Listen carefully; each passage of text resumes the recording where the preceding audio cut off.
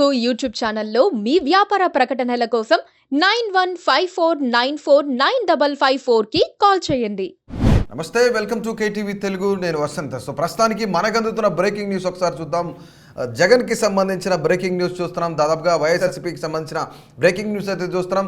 ఎవరైతే ఇప్పుడు ఈ ఎన్నికల్లో ఓడిపోయిన వ్యక్తులు ఉన్నారో, ఎమ్మెల్యేలు ఉన్నారో, అభ్యర్థులుగా పోటీ చేసిన వారు ఉన్నారో, ఎంపీలుగా పోటీ చేసిన ఉన్నారో, వాళ్ళతో పాటు గెలిచిన ఎమ్మెల్యేలు, ఎంపీలు కూడాను ఒక జగన్ సమావేశాన్ని, ముఖ్యమైన సమావేశాన్ని నిర్వహిస్తున్నారు. ఆ సమావేశానికి హాజరవుతున్న పరిస్థితి నెలకొంది. ముఖ్యంగా మనం చూసుకున్నట్లయితే కొంతమంది నేతలు ఎవరైతే ఉన్నారో ఈ యొక్క ముఖ్యమైన సమావేశానికి ఎస్కేప్ అయినట్లు కూడా తెలుస్తుంది. దాదాపుగా వీళ్ళందరూ కూడాను బెంగళూరు నుంచి రావాల్సిన ఎయిర్ ఇండియా విమానం దాదాపుగా 7 గంటల 50 నిమిషాలకు, ఉదయం 7 గంటల 50 నిమిషాలకు రావాల్సిన విమానం రద్దు కావడంతో కొంతమంది నేతలు ఈ యొక్క ముఖ్యమైన సమావేశానికి హాజరు కాలేకపోతున్నట్లు కూడా తెలుస్తుంది. ముఖ్యంగా మరికొంతమంది నేతలు ఎస్కేప్ అయిన పరిస్థితి కూడా ఉంది. ఎందుకంటే ముఖ్యంగా వీళ్ళందరికీ ముఖ్యమైన సమావేశం ఉందని తెలిసినా సరే రాకపోవడంతో కొంతమేర సర్వత్రా అనుమానాలు వ్యక్తమవుతున్నాయి. ముఖ్యంగా మనం చూసుకున్నట్లయితే ఎందుకు ఓడిపోయాం అనేది జగన్ ముఖ్యంగా అక్కడ లేవనెత్తుతున్న ప్రశ్న. ఎందుకు ఓడిపోయాం, నియోజకవర్గాల్లో ఎంత మేర ఘోరంగా పరాభవం చెందడానికి ముఖ్యమైన కారణాలు ఏంటి, తర్వాత ఎన్నికలు అలాగే కౌంటింగ్ తర్వాత జరిగిన దాడుల గురించి వాళ్ళ అక్కడున్న కార్యకర్తల పరిస్థితులు ఏంటి, వాళ్ళని పరామర్శించారా లేదా, నాయకులు అసలు యొక్క లోకల్ నియోజకవర్గాల్లో పర్యటిస్తున్నారా లేదా అనే విషయం పైన ముఖ్యంగా జగన్ సమావేశం జరగనుంది. ముఖ్యంగా మనం చూసుకున్నట్లయితే భవిష్యత్ కార్యాచరణ ఏంటి, రానున్న కాలంలో వైసీపీని అంటే గతంలో 151 స్థానాలు గెలుచుకున్న వైసీపీ మళ్ళీ ఎలా తిరిగి పుంజుకోవాలి, ఎందుకు మనం 11 స్థానాలకే పరిమితమయ్యాం, అనేక అంశాలపైన యొక్క నాయకులు ఎవరైతే ఉన్నారో వాళ్ళందరితో చర్చించే పరిస్థితి నెలకొంది. ఇక ప్రత్యేక విమానంలో మాజీ మంత్రి ఉషశ్రీ చరణ్, అలాగే రాప్తాడు మాజీ ఎమ్మెల్యే తోపుతుర్తి ప్రకాష్ రెడ్డి కానివ్వండి, మోహిత్ రెడ్డి కానివ్వండి, చెవిరెడ్డి భాస్కర్ రెడ్డి కానివ్వండి, వీళ్ళందరూ కూడాను ప్రస్తుతానికి హిందూపురం ఇన్ఛార్జి దీపిక కానివ్వండి, చెవిరెడ్డి భాస్కర్ రెడ్డి, అలాగే మోహిత్ రెడ్డి, మెట్టు గోవింద్ రెడ్డితో పాటు పలువురు కీలక నేతలు కూడా ఈ యొక్క సమావేశానికి హాజరైన పరిస్థితి నెలకొంది. ముఖ్యంగా మనం చూసినట్లయితే ఈ యొక్క సమావేశంలో మెయిన్ పాయింట్స్, అసలు ఓటమికి గల కారణాలు ఏంటి అంటే గతంలో 151 స్థానాలు గెలిచిన వైఎస్ఆర్ కాంగ్రెస్ పార్టీ, దాదాపుగా 40% ఓట్ షేరింగ్ ఉన్న కాంగ్రెస్ పార్టీ ఎందుకు ఘోరంగా పరాభవం చెందింది,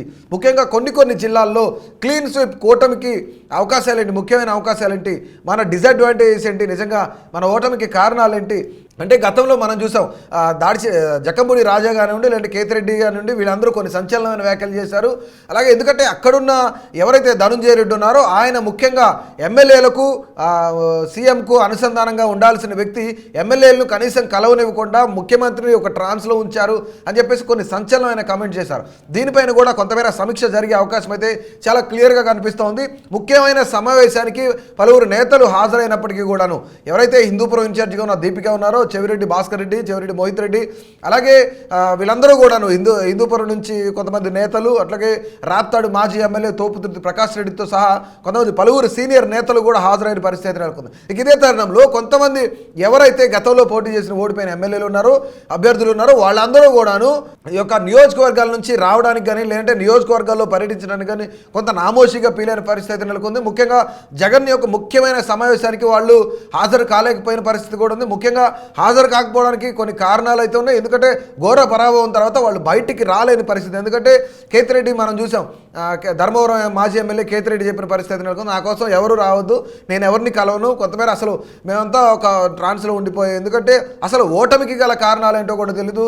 ఒకవేళ విజయవాడ లేదంటే విశాఖపట్నం ఇలాంటి ప్రాంతాలకు, హైదరాబాద్ ఇలాంటి ప్రాంతాలు, దూర ప్రాంతాలకు వెళ్ళొచ్చి మిడ్ నైట్ 2 గంటలకు 3 గంటలకు వచ్చినా సరే ఎర్లీ మార్నింగ్ మేము 6 గంటలకు మళ్ళీ తిరిగి గ్రౌండ్లోకి వచ్చిన పరిస్థితి నెలకొంది. కానీ ఎప్పుడు ప్రజలకు దగ్గరగా ఉన్న మేము ఇలాంటి ఘోరమైన ఓటమిని చూడడం అనేది కూడా కొంతమేర బాధిస్తుంది.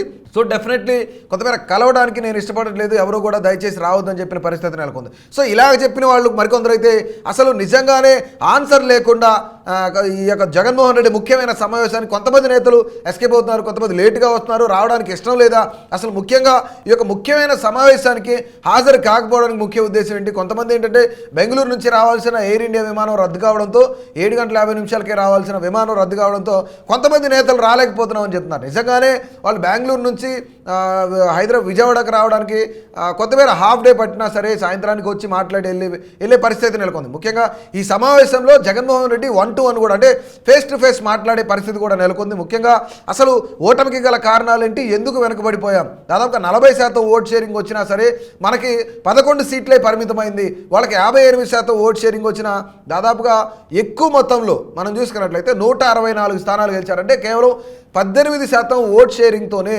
వాళ్ళు ముందున్నారు. సో 40% మంది ప్రజలు మన వైపే ఉన్నారు. కానీ ముఖ్యమైన కారణాలు ఏంటి, గ్రామాల్లో కానీ నియోజకవర్గాల్లో కానీ ఆయా జిల్లాల్లో కానీ రాష్ట్ర వ్యాప్తంగా ఉన్న లోటుపాట్లు ఏంటి, ప్రజలకు లేదంటే నాయకులకు మళ్ళీ సీఎంకు మధ్య అనుసంధానం ఎక్కడ కట్ అవుతుంది అనేది కూడా కొంతమేర పెద్ద ఎత్తున చర్చించే అవకాశం కనిపిస్తోంది. ముఖ్యంగా తిరిగి వైఎస్ఆర్ కాంగ్రెస్ పార్టీ, యువజన శ్రామిక రైతు కాంగ్రెస్ పార్టీ తిరిగి పుంజుకోవాలి అంటే ఖచ్చితంగా మళ్ళీ గ్రౌండ్ లెవెల్ వర్క్ చేసుకుంటూ రావాల్సిందే.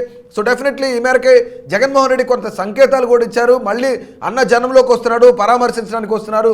ఎవరైతే దాడులకు గురయ్యారో, ఎవరైతే గాయాల పాలయ్యారో, ఎవరైతే మరణించారో వాళ్ళతో కొంతమేర చర్చించి వాళ్ళని పరామర్శించే యాత్ర మళ్ళీ స్టార్ట్ అవుతుందని చెప్పేసి ఇప్పటికే జగన్మోహన్ రెడ్డి లోకల్గా ఉన్న నాయకులకి, ఆయా నియోజకవర్గాల స్థాయి నాయకులందరికీ కూడాను కొంతమేర సంకేతాలు ఇచ్చిన పరిస్థితి నెలకొంది. ముఖ్యంగా ఈ యొక్క ముఖ్యమైన సమావేశానికి నాయకులు అలాగే కార్యకర్తలు కూడా కొంతమేర ముఖ్యమైన కార్యకర్తలు అట్ ద సేమ్ టైం ముఖ్యమైన నాయకులు, గతంలో అభ్యర్థులుగా పోటీ చేసి ఓడిపోయిన నాయకులు అందరూ కూడా హాజరు కావాల్సిన పరిస్థితులు అతి తక్కువ మంది. ఎవరైతే చెవిరెడ్డి భాస్కర్ రెడ్డి కానివ్వండి, మోహిత్ రెడ్డి కానివ్వండి, లేదంటే హిందూపురం ఇన్ఛార్జ్గా ఉన్న దీపిక కానివ్వండి, వీళ్ళందరూ కేవలం కొంతమంది మాత్రమే హాజరవుతున్న పరిస్థితి ఉంది.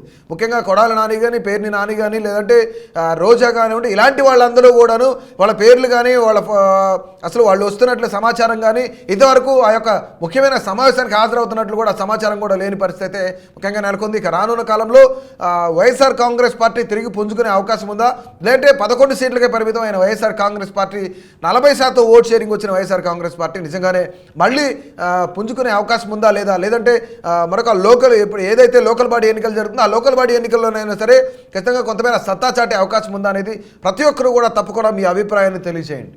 Please subscribe to KTV Telugu. KTV Telugu.